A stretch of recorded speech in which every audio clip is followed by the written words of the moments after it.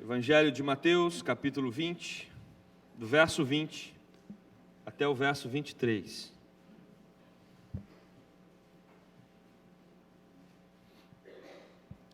Convido para uma leitura responsiva.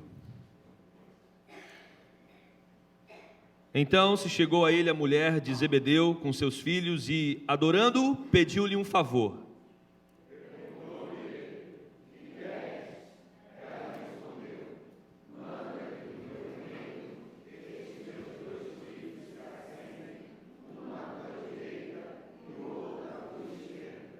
Mas Jesus respondeu: Não sabeis o que pedis. Podeis vós beber o cálice que eu estou para beber? Responderam-lhe: Podemos, juntos. Então lhes disse: Bebereis o meu cálice, mas o assentar-se à minha direita e à minha esquerda não me compete concedê-lo. É, porém, para aqueles a quem está preparado por meu Pai. Amém. Oremos. Querido Deus, fale ao nosso coração nessa tarde. Estamos certos do Teu cuidado, do Teu sustento, da Tua proteção. Estamos certos, Deus, de que o Senhor é digno de toda adoração, pelo projeto que criaste. Obrigado, Deus, pela mãe que o Senhor fez. Obrigado porque isso foi invenção do Senhor, algo sublime, maravilhoso. E nós Te louvamos e Te bendizemos por cada uma delas que estão aqui na igreja hoje. E por tantas outras, Deus, espalhadas. Pai, nós Te agradecemos porque temos a certeza de que o Senhor é um Deus bom, que se preocupa com o Seu povo, que se preocupa com a família. Te louvamos e Te bendizemos por isso. Obrigado pela Tua palavra, regra de fé e prática, que ela possa falar agora aos nossos corações. Em nome de Jesus. Amém. Ser mãe, sem dúvida nenhuma, é, ou pelo menos deve ser, uma coisa maravilhosa, não é? Eu não posso testificar como isso funciona, mas quem diz que não tem nada melhor no mundo. E é interessante porque os racionalistas vão ter muita dificuldade para explicar racionalmente o amor de mãe. Porque se nós queremos identificar ou perceber o que é alguma coisa que extrapola a razão, o nome disso é amor de mãe. Amor de mãe não cabe dentro de uma mente, é alguma coisa que vai muito além. E as mães que estão aqui presentes sabem exatamente do que eu estou falando, e você que é filho também sabe do que eu estou falando, porque certamente foi assim que a sua mãe te amou e é assim que a sua mãe te ama. É claro que quando nós pensamos na figura materna, cada um vai pensar na sua, e variações de mães nós temos aqui. Eu quero chamar a atenção para exatamente esse sentimento que mãe tem, que é o sentimento de amor, e a impressão que nos dá é que Deus derrama sobre o coração das mães uma dose de amor que vem dele maior do que no coração dos pais, no coração dos homens, porque mãe é toda tomada por essa palavra. E às vezes a mãe faz o impossível pelos seus filhos.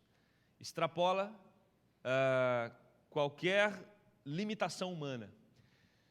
Imagina você, descobre que está grávida e fica toda feliz, começa a fazer um enxoval e o neném nasce, aquela alegria, você chega em casa, aquela criança crescendo e de repente você descobre que o seu filhinho está com algum problema, não está bem, não está comendo, está chorando muito, leva no médico e descobre que ele tem um problema no coração.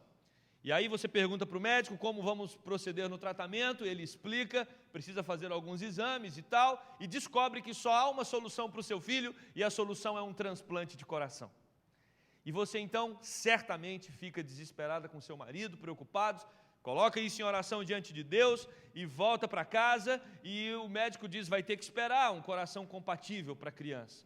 E eis que o grande dia chega, o telefone toca, é do INCOR, e o pessoal diz, olha, pode vir que o coração está aqui, só que vocês têm tempo para chegar, vocês têm que chegar até tal hora. Você mora no interior de São Paulo, 400 quilômetros do INCOR, pega o carro, sai correndo, chega em São Paulo, o trânsito congestionado.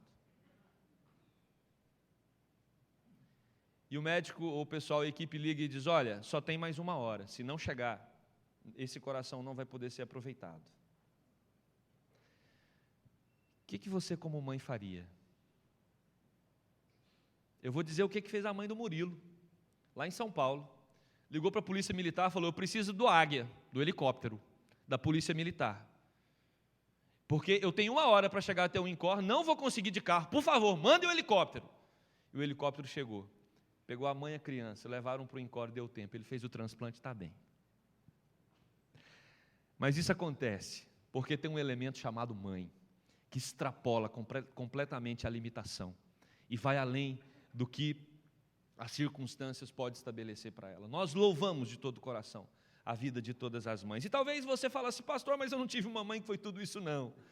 Então aprenda com a mãe que não foi tudo isso para você ser uma mãe, que seja melhor do que a que você teve. Ou seja, a mãe vai nos ensinar de qualquer forma. E quando nós olhamos para esse texto, nós temos uma mãe que chegou até Jesus para conversar com ele. Mas antes de conversar, o tema que Jesus está discutindo com os discípulos é sobre os valores da vida. E sem dúvida nenhuma, o que os pais fazem a todo momento é transmitir para os seus filhos, de forma direta, de indireta, consciente ou inconsciente, quais são os verdadeiros valores da vida.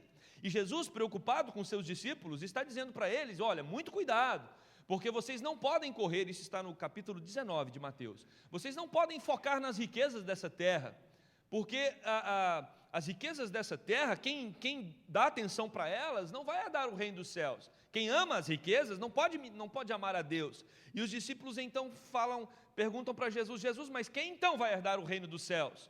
Se o Senhor está dizendo que quem procura as riquezas da terra não podem herdar. Jesus responde, o impossível pertence a Deus.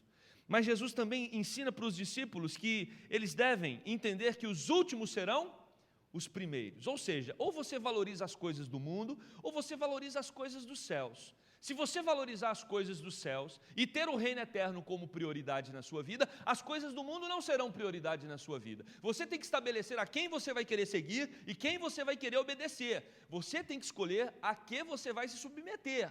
E o que nós temos aqui é exatamente essa discussão no capítulo 20. Jesus repete ela com uma parábola no capítulo 19.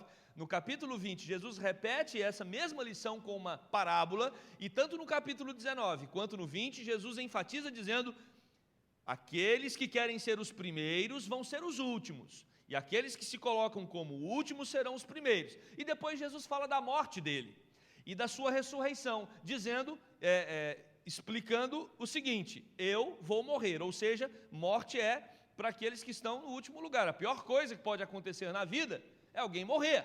E Jesus, ele diz que vai morrer, mas ele vai ressuscitar. Ou seja, no mundo, Jesus foi o último.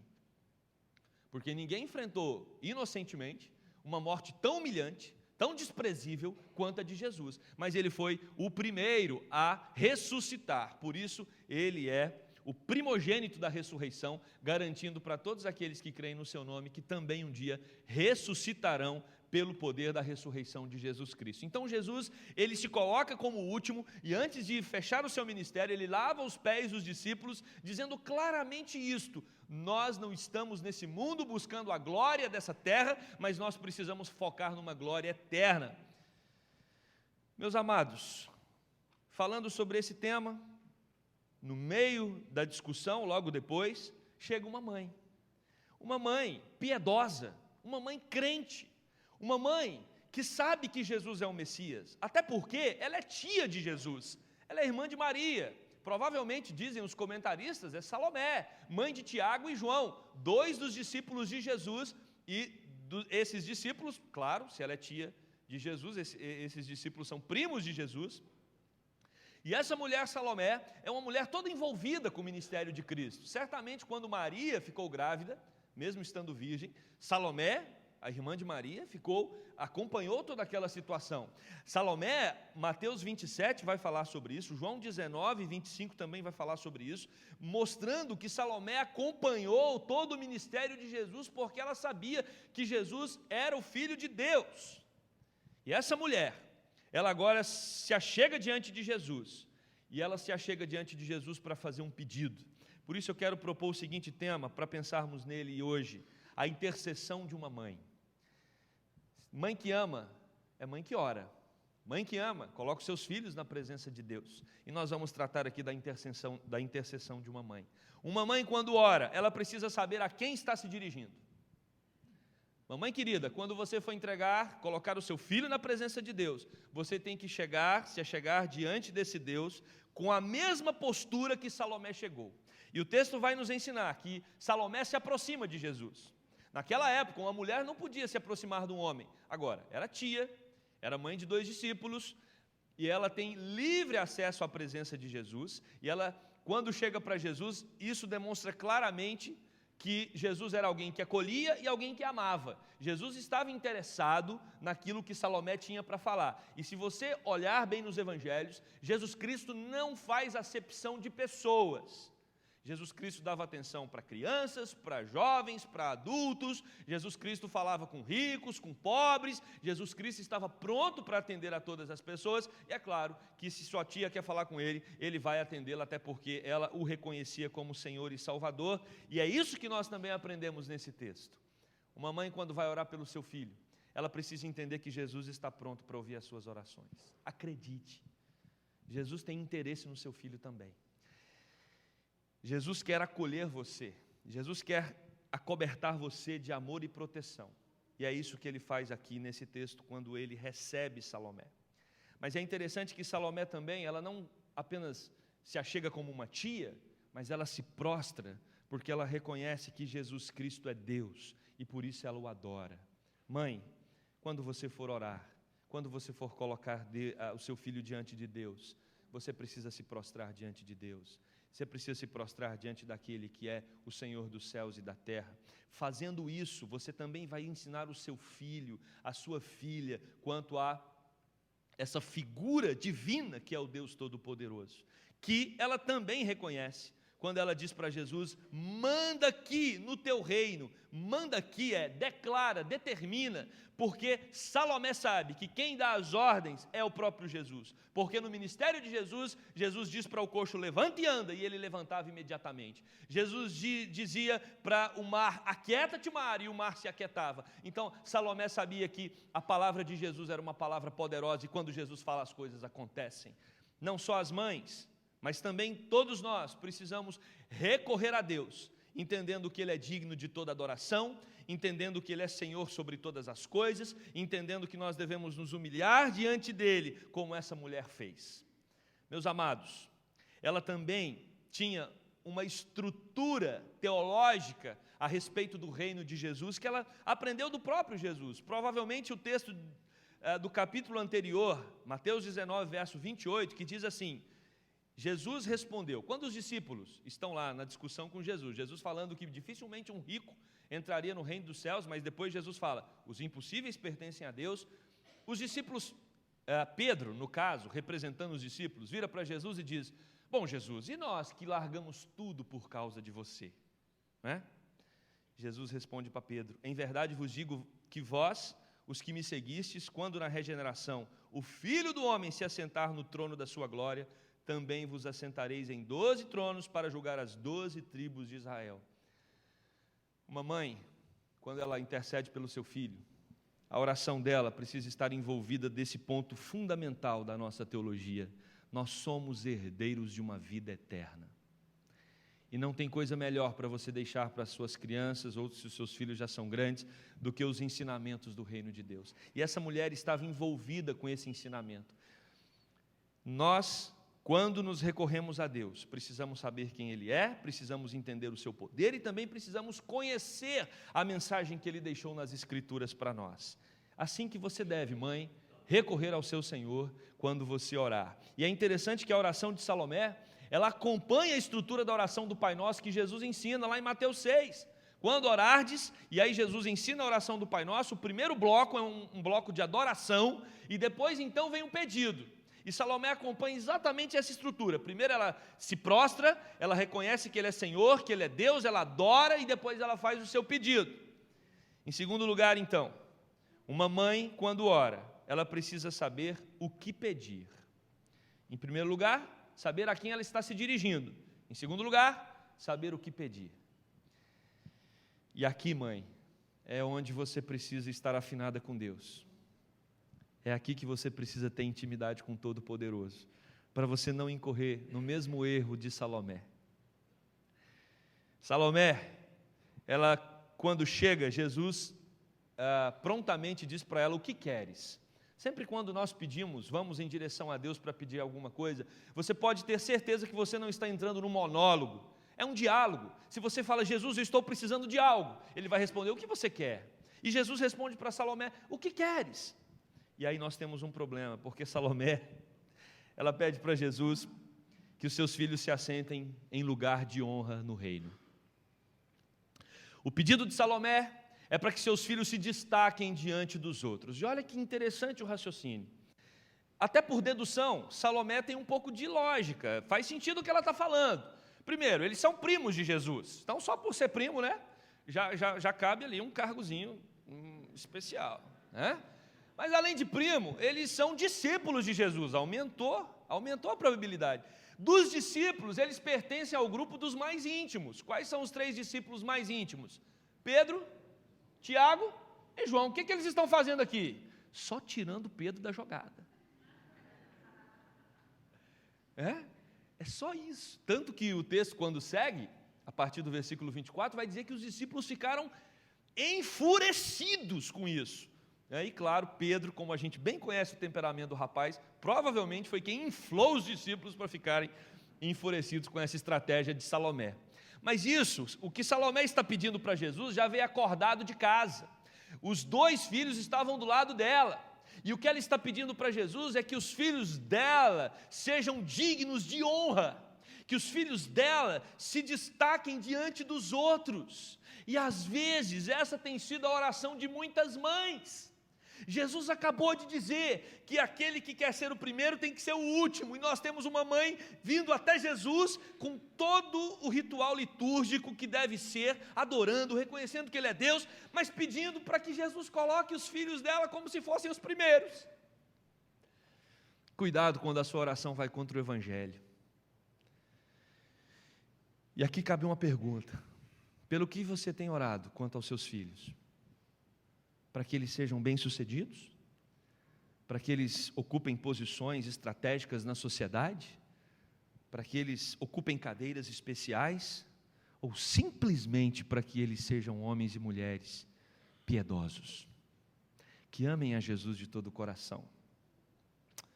Mamãe, a sua oração tem muita importância diante de Deus.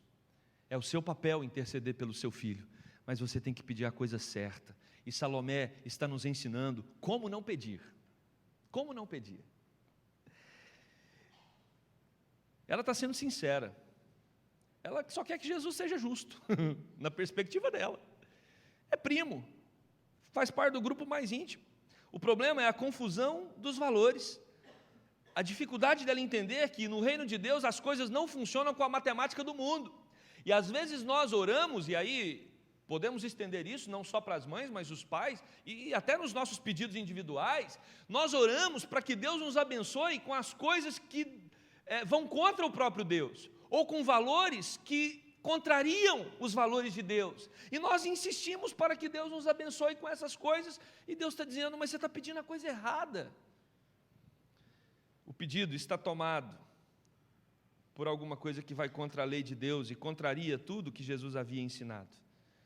O que a mãe está pedindo é: eu quero que os meus filhos sejam os primeiros. É uma mãe com uma visão inflada dos seus filhos. E eu sei que isso não é um problema das mães da Igreja Presbiteriana da Gávea. Elas não têm uma visão inflada dos seus filhos. Muito cuidado. Ore para que Deus te ajude a ver o seu filho na proporção que Deus quer que você veja o seu filho. Seu filho tem que ser amado. Você foi feita com todas as percepções, sensações, para amar como você ama. Mas cuidado para você não errar na dose do amor. O seu filho não pode ser um objeto de amor maior do que o próprio Deus. Ame o seu filho, mas não o ame mais do que a Deus. Não o ame mais do que a Deus. O que nós aprendemos na história de Abraão é que ele amava o seu filho e ele amava as promessas de Deus, mas quando Deus disse, me entrega o seu filho como sacrifício, ele levou o seu filho Isaque para ser entregue como sacrifício. Não precisou, nós sabemos do fim da história, mas ele provou que amava a Deus mais do que o seu próprio filho. Mães, não amem os seus filhos mais do que a Deus. Amem ao Senhor mais do que aos seus filhos, e aí Deus vai ensinar você a amar o seu filho na proporção correta e adequada. É isso que nós aprendemos aqui com esse texto. Em terceiro e último lugar, uma mãe quando ora precisa entender a resposta que contraria. Eu sei que você, mamãe, tem um projeto excepcional para o seu filho. Está tudo traçado, está tudo certo. Está tudo certo. Só que quem manda na vida do seu filho chama Deus. E aí você e o seu filho vão ter que enquadrar no projeto de Deus. Eu sei que essa não é a nora ideal. Mas é a nora que Deus separou. E nem o genro ideal, mas é o genro que Deus separou. O que nós temos que aprender, é que Deus tem projetos para os nossos filhos que extrapolam a nossa mente, extrapolam aquilo que a gente acha que deve ser. Extrapola. Deus tem o controle da vida dos seus filhos. E aí, Jesus Cristo tem alguma coisa para ensinar para Salomé e para nós também. Ele vai contrariar a tia. Ele vai contrariar a mãe dos seus dois melhores amigos.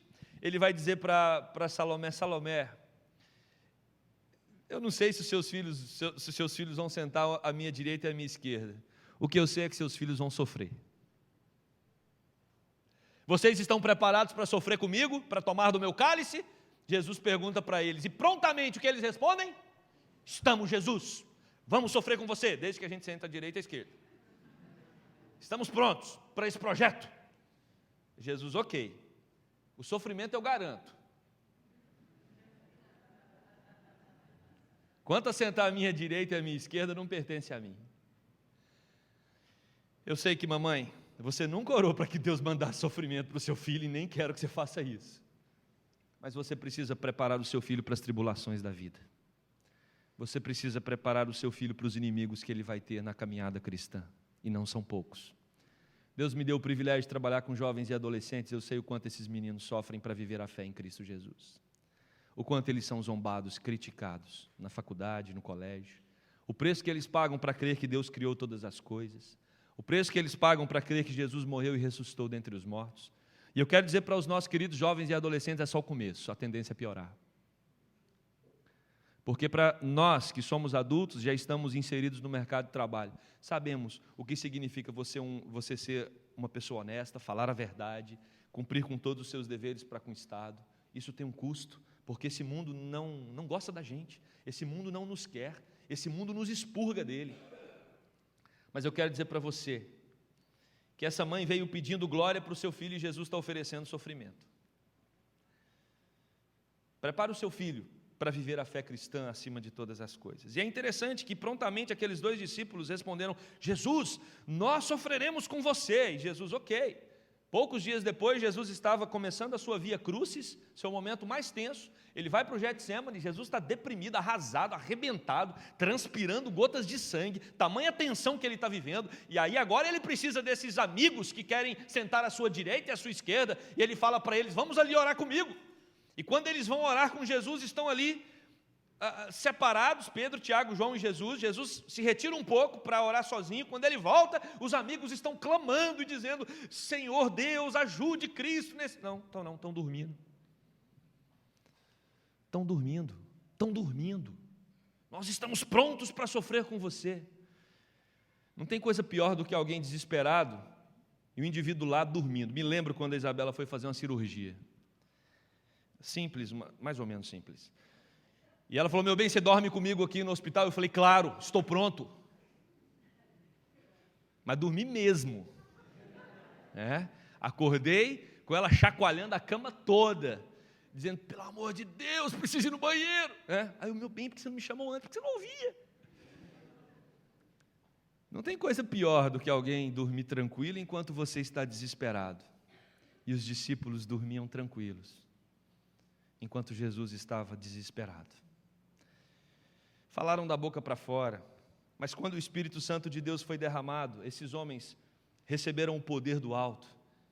E sabe qual foi o destino de cada um deles?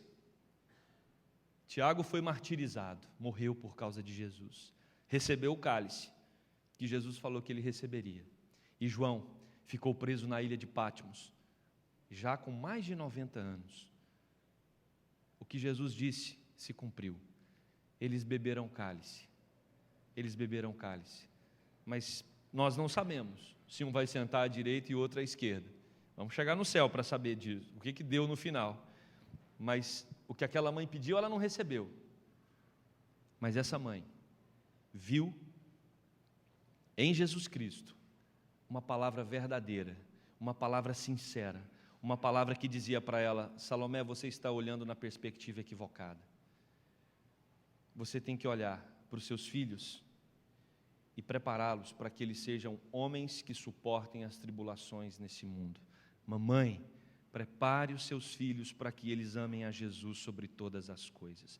Para isso você foi chamada. E não falta amor no seu coração para treiná-lo para isso. Por isso eu quero concluir esse sermão voltando àquela ilustração.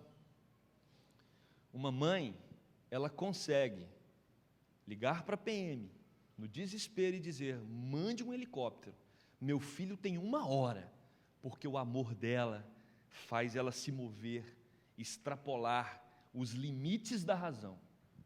E eu quero, mãe, que você canalize todo esse amor para treinar, para criar o seu filho, para que ele viva para a honra e para a glória de Jesus, buscando os valores do alto e não os valores da terra. Se Deus quiser dar os valores da terra para o seu filho, Deus vai dar. Fique tranquilo com isso. Mas priorize o que é prioridade. Treine o seu filho para amar a Jesus sobre todas as coisas, e que essa seja a pauta da sua oração, que essa seja a pauta da sua vida, e que você sirva de testemunho para o seu filho, como foi Lloyd e Eunice. O apóstolo Paulo escreve para Timóteo dizendo: olhe para o exemplo da sua mãe e da sua avó, mulheres que temeram ao Senhor. E eu sei que aqui na Igreja Presbiteriana da Gávea tem muitas mulheres que servem como referência de amor a Jesus sobre todas as coisas. Você que é mãe, mais nova, olhe para aquelas irmãs que já são mais experientes e aprendam com o exemplo dela o que é criar os filhos para amar ao Senhor sobre todas as coisas. Que Deus os abençoe e que o Santo Espírito dele nos capacite. Amém? Vamos orar. Querido Deus, te agradecemos por cada uma das mães da nossa igreja.